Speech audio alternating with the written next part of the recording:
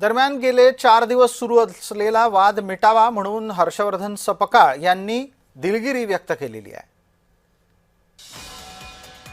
हर्षवर्धन सपकाळ यांच्याकडून म्हटलं गेलंय की शब्दांचा गैरवापर झाला, याबद्दल ते दिलगिरी व्यक्त करतायत। इस्लाम प्रसारक आणि हिंदू दृष्ट्या टिपू सुलतानची तुलना सपकाळांनी छत्रपतींशी केली होती।